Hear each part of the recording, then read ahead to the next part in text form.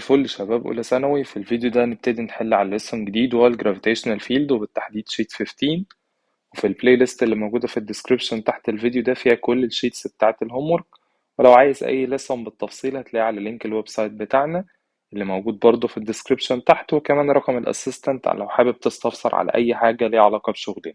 قبل ما نشرح السؤال ده بيسألني بيقول لي إيه، خلينا نعرف الفرق بين التلات أشكال دول في الجرافيتي. أنت المفروض عارف إن الجي equal gm divided r بار 2. طيب ال r بار 2 هي اللي بتتغير، بمعنى ايه؟ تعال نبص ال r2 في الثلاث حالات دول. اول حاجة هنا ال r الديستنس منين لفين في الحالة دي؟ بين الساتلايت وبين السنتر بتاع الارث اللي هو الخط الاحمر ده، دي ال r small. طب ال r small انا مقسمها لاتنين، هنا ال h الهايت ارتفاع الساتلايت عن الارث، وده الراديوس بتاع الارث. يبقى ال r equal مين؟ h plus r. يبقى لما يكون الأوبجكت فوق سطح الأرض above the earth's level، ال R small هتبقى مين؟ R capital plus H.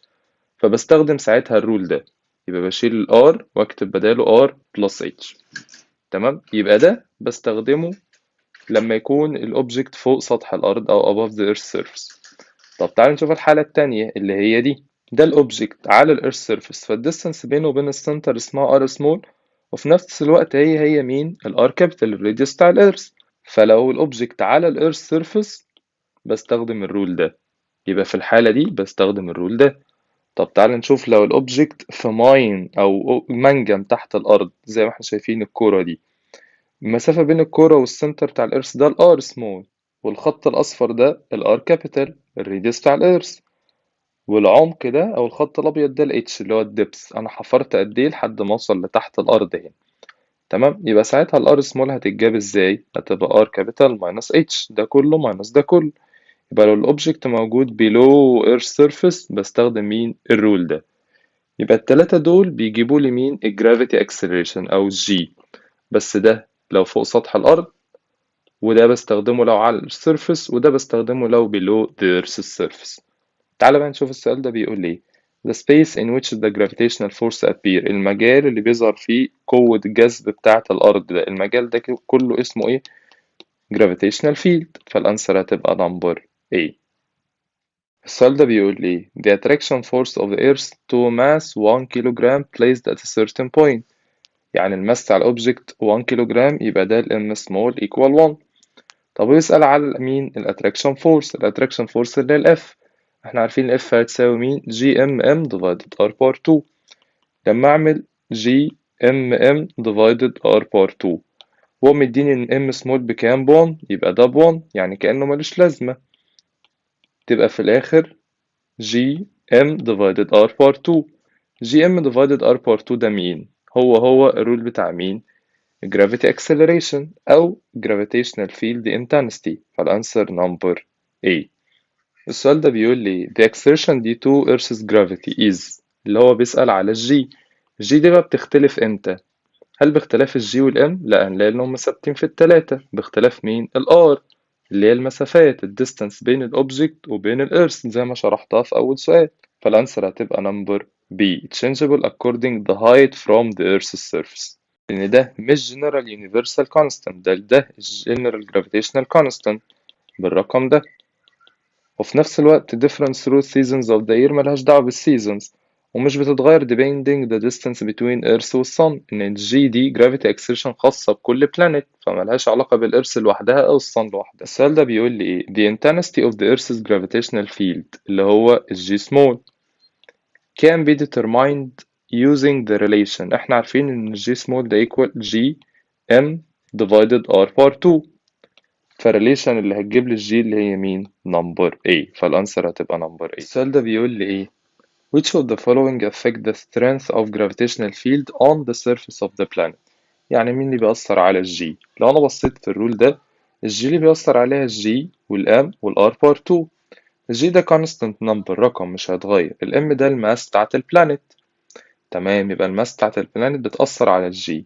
طب والار دي اللي هي مين؟ اللي هي الديستانس بين الاوبجكت وبين السنتر بتاع الارث اللي هي ار سمول، في الحالة دي بتبقى ار كابيتال. فالاتنين دول اللي بيأثروا على الجرافيتيشنال فيلد، الماس بتاعت البلانيت والديستانس او الراديوس بتاع البلانيت. السؤال ده بيقول لي ايه two asteroids in space are close enough to each other. ادي عندي two asteroids اهم موجودين بالشكل ده. قال لي each has a mass of الرقم ده. يبقى انا دلوقتي عندي ال M1 وال M2 if they are 100,000 meter apart. يعني مديني الديستانس اللي هي الار من السنتر لحد السنتر. الديستانس دي هنسميها r. what is the gravitational acceleration that they experienced. طيب احنا لو عايزين الاكسلريشن اللي هي الجي، الرول بتاعها جي ام ديفايدد ار بار 2. الار دي اللي هي الديستانس بين السنتر لحد السنتر. فانا عندي مين فيهم؟ هلاقي ان انا عندي الجي ده كونستنت نمبر، الماس هستخدم ام1 او ام2، والار هو مديني الار هعملها بار 2، فبالتالي اقدر اجيب ايه؟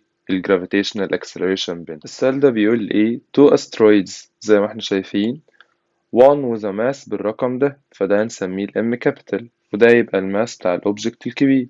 and the other with a mass بالرقم ده وده هنسميه M small وده الماس بتاع الأوبجكت الصغير. ومدين الديستانس ما بينهم بالرقم ده، ده اللي هو مين؟ ال R. المسافة بينهم هما الاتنين دي R.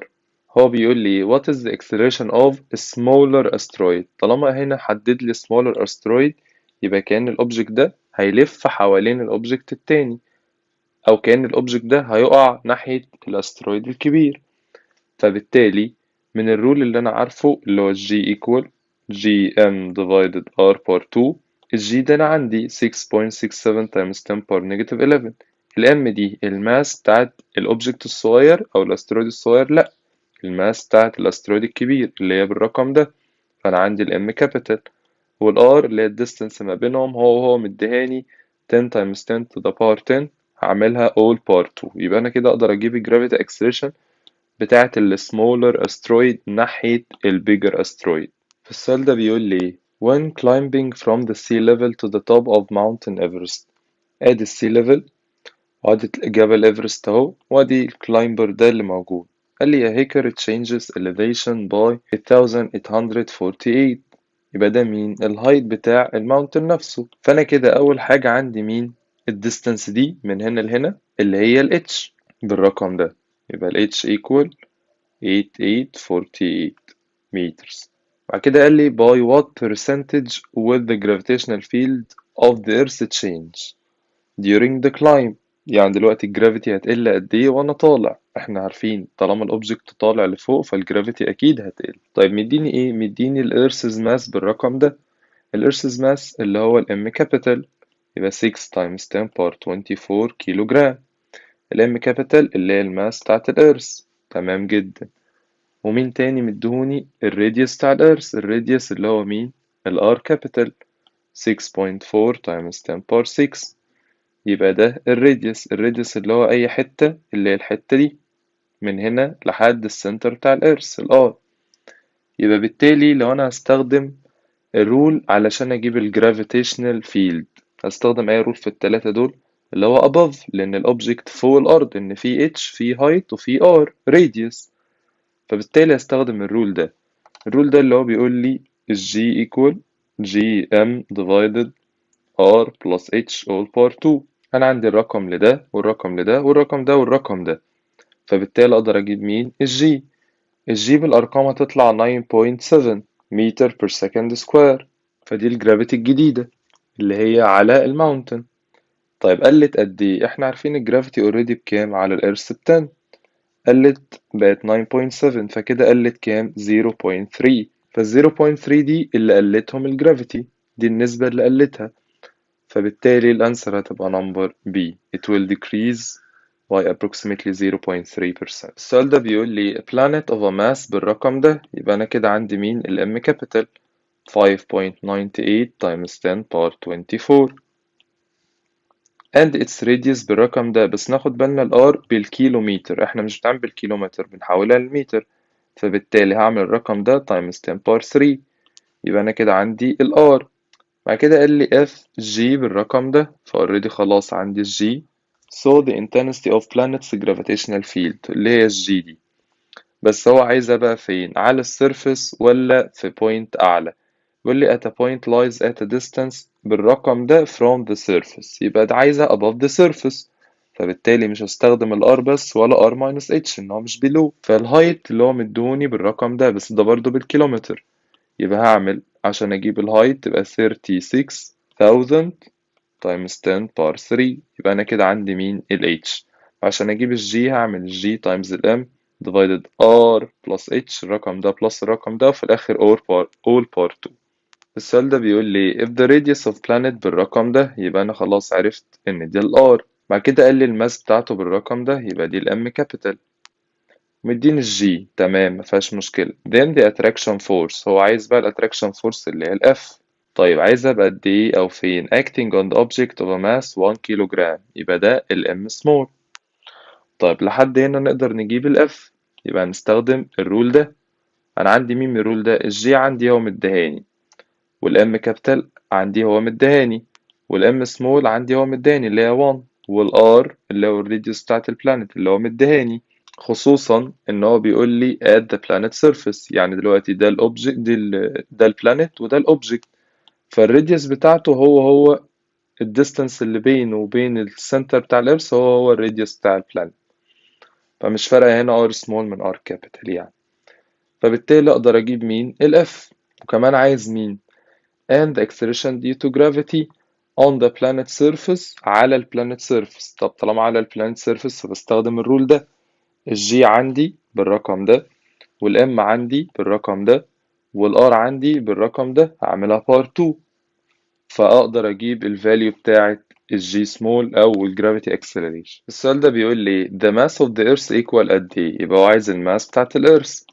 تمام knowing that acceleration due to gravity on earth، يعني هو مديني الجرافيتي على الارث، فهستخدم اي رول من التلاتة دول، اكيد اللي على السيرفس، فانا عرفت هستخدم الرول ده. طيب انا عندي مين بقى في الكلام ده كله؟ اول حاجه قال لي الجي ب 9.8، فانا عندي الجي دي ب 9.8، ومديني الجي دي بالرقم ده زي ما احنا عارفين، ومديني الراديوس بتاع الارث بالرقم ده، يبقى انا كمان عندي الار. فبالتالي اقدر اجيب الام ازاي؟ طالما عايز حاجه من اللي فوق ببتدي باللي تحت، تبقى جي تايمز ار بار 2 ديفايدد جي اللي هو الرقم ده. كده احنا خلصنا شيت 15 وده يعتبر الاسهل في الجرافيتيشنال فيلد، والفيديو الجاي هنحل على شيت 16 وده الاصعب شويه.